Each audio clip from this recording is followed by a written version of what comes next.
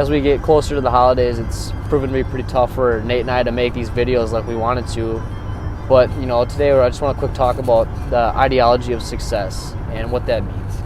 And it's a really ambiguous term because we perceive it in so many different ways.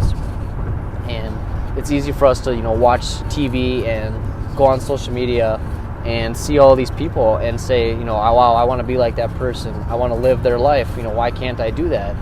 And the reason is because, you don't know what they've been through. You don't know the struggles. You don't understand their journey.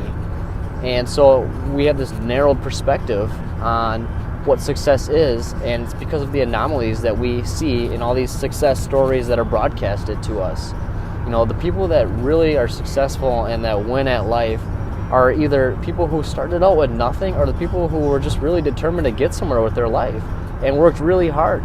And you can take stories like Jim Carrey, Tom Cruise, Jay-Z, Tony Robbins, Gary Vee, Oprah Winfrey. I mean, Oprah Winfrey's got win in her last name. Like, in itself, that's awesome. And you look at her story and you think about, okay, what do you see when you see Oprah?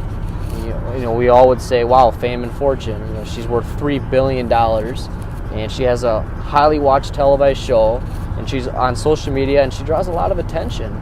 But how did she get there? What was her story? What did she persevere through? And we look at it and you say, wow, she was born in the ghettos of Milwaukee. And, she didn't have a very nice home, wasn't well protected, and she was poor, and her mom was never around.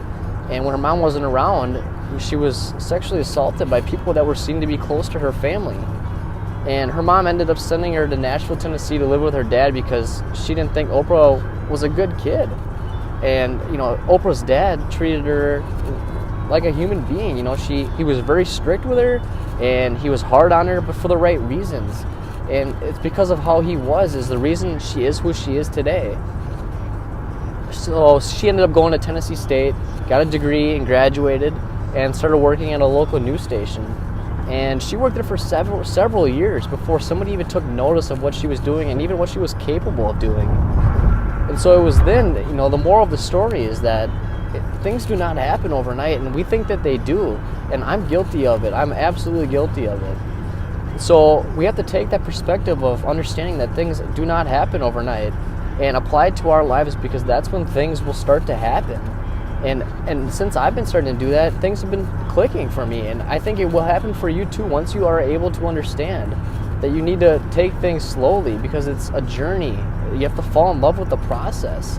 And in one of our Instagram posts, I talked about how you have to fall in love with the struggles and the process of life. And someday you might be looking back on, the things that you wish you would have done and you weren't able to achieve, and wonder why you weren't able to. And the reason is simple: because you failed to love failure. A lot of us want to succeed faster than we can. And we have to be able to fail, because that's when we grow as humans, and that's when we become successful. So in order to do that, we just need to take a different perspective and look at things from a different angle, because that's what's meaningful in life. So if you guys like this video, let us know, like it, subscribe, and also go ahead and go check out our Instagram page and see some of the stuff that we posted on there. We'll continue to do that, and let us know what you guys want to see. Comment and let us know, because we want to do things that you guys are looking to hear from people and see from people, and expect more videos like our first one. If you haven't seen that, go check that out. It was really good.